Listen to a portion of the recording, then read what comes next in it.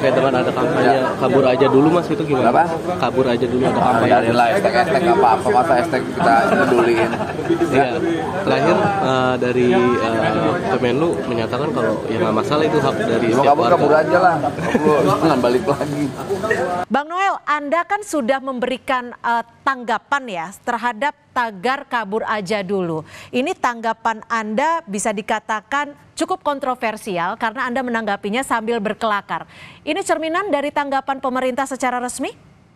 Ya yang pasti bukanlah. Orang ditanyanya juga kita lagi jalan lagi. Anda kan tapi perwakilan pemerintah juga, Bang. Iya, saya mewakili pemerintah. Tapi yang nanya itu menyampaikan nggak bahwa Pak saya wartawan, Pak saya dari A, B, C, D. Enggak, ditanyain sebenarnya apa. Saya pikir kan humas kementerian. Gitu. Dia bilang ya saya karena saya anggap pertanyaan biasa aja, pengen nanya-tanya tagar, saya nggak ngerti tagar apa. Karena kan saya di Kementerian Tenaga Kerja kan lagi fokus kerja. Nggak ngurusin tagar. Makanya saya bilang saya nggak ngurusin tagar. Mau kabur aja, saya bilang jam balik lagi ya, saya gituin.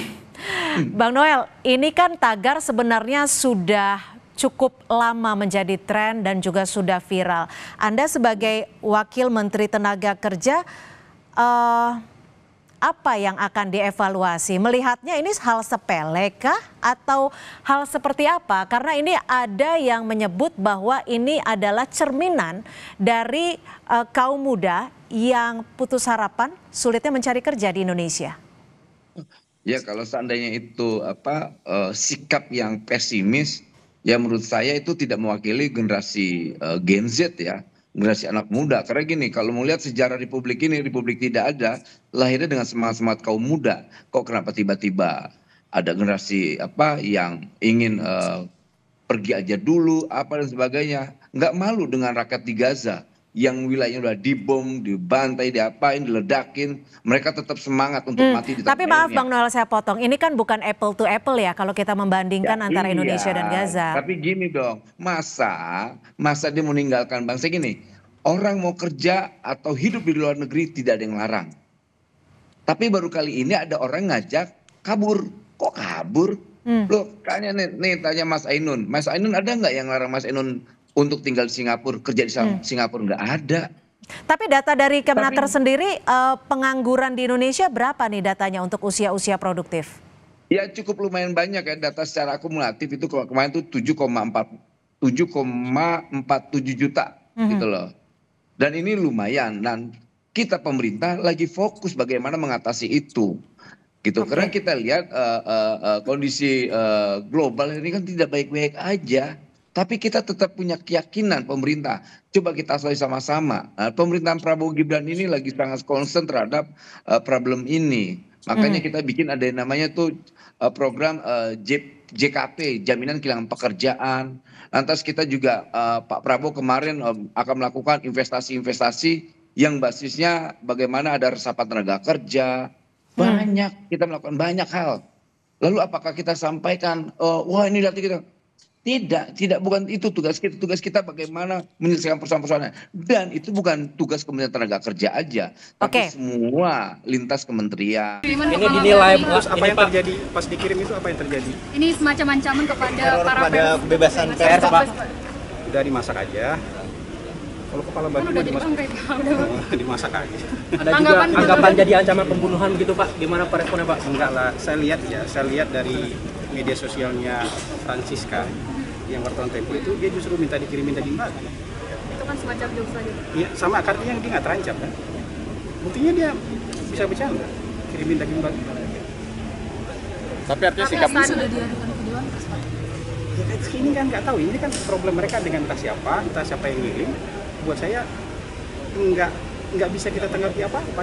Problem mereka entah dengan siapa yang ngirim, apakah itu beneran seperti itu atau cuman jokes, karena saya lihat juga mereka menanggapinya dengan jokes gitu. Jadi menurut saya nggak usah dibesar-besarkan ya. Tapi komitmen soal kebebasan pers di era Pak Prabowo ini tetap ada yang dihalang-halangi bikin berita kan? Kalau nggak ada yang dihalang-halangi bikin berita, itu artinya kebebasan pers kita bagus. Ada yang di stop buat bikin berita dan wawancara nggak? Itu artinya kebebasan pers kita. Ada yang takut nggak sekarang bikin berita? Ada yang dihalang-halangi nggak untuk liputan di istana? Kan nggak ada. Itu artinya nggak ada kebebasan pers ya PK. Kayak misalnya Tempo masih boleh menulis berita, boleh kan? Masih boleh siaran bocor halus kan? Tetap boleh kan? Itu artinya pemerintah nggak ikut campur sama sekali, nggak ganggu sama sekali. Pemerintah itu hanya berusaha meluruskan kalau di medianya salah paham, kita luruskan. Kalau salah nulis statement, kita luruskan. Sisanya kan nggak ada tindakan apa-apa dari itu. Kalaupun ada yang merasa dirugikan, lapor ke Dewan Pers. Kan undang-undangnya sudah jelas.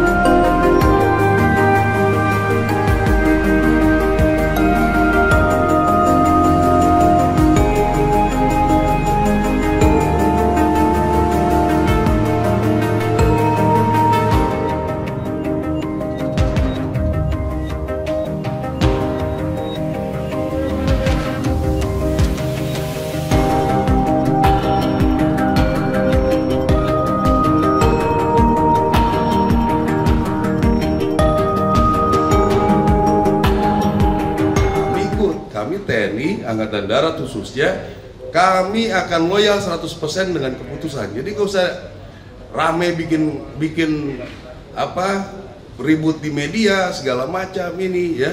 Ini itu orde barulah, tentara dibilang hanya coba bisa membunuh dan dibunuh. Ini menurut saya otak-otak seperti ini kampungan menurut saya ya. Dibilangnya kalau tentara masuk ke KL, kasihan yang pembinaan karir. Ini orang, waktu ada salah satu institusi masuk ke seluruh kementerian, nggak ribut ini orang.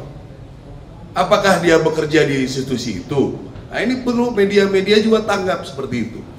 Ya, kita nggak ribut kok, cuma karena bilang bisa di KL. Kami karena melihat anggota-anggota Angkatan Darat punya potensi. Ya, silakan diskusikan apakah kami boleh mendaftar, ada sidangnya ditentukan oleh presiden, silakan saja, tapi jangan menyerang institusi ya. Apalagi itu yang tadi saya bilang, ada institusi yang masuk ke semua kementerian lembaga, dia nggak ribut ya kan, nggak ada omongan sama sekali. Jadi kita patut curiga ini dari mana dia, agen asingkah? Apakah kita juga harus curiga dia ini seperti apa?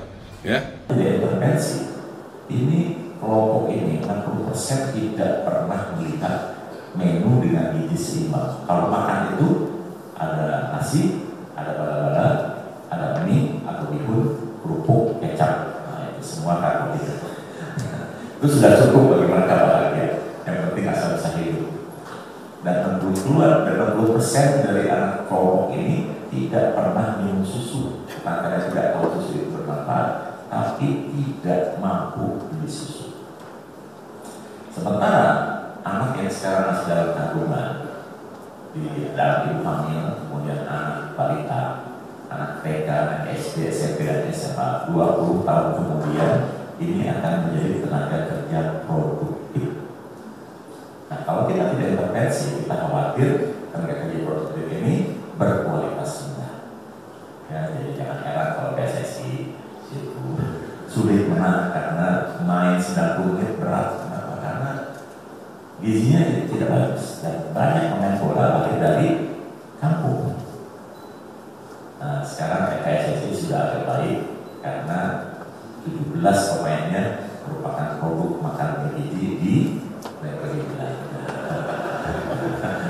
Meskipun belum mampu mengalahkan Australia dan Jepang, apalagi Jepang yang makan bergizinya sudah 100 tahun, ya kan? IQ rata-rata tertinggi dunia pada Jepang, karena makan bergizinya sudah 100 tahun. Ya.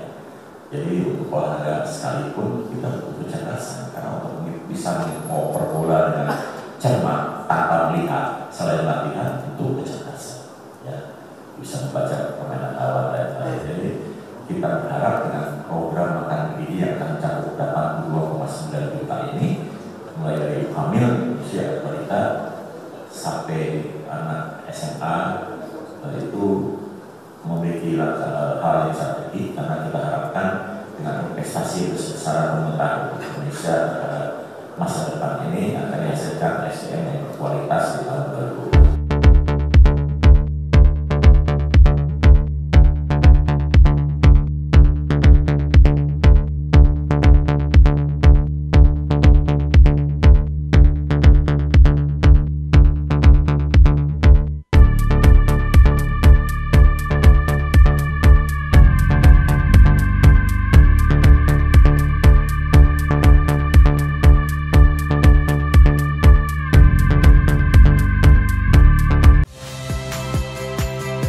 Saya Magister Tarigan.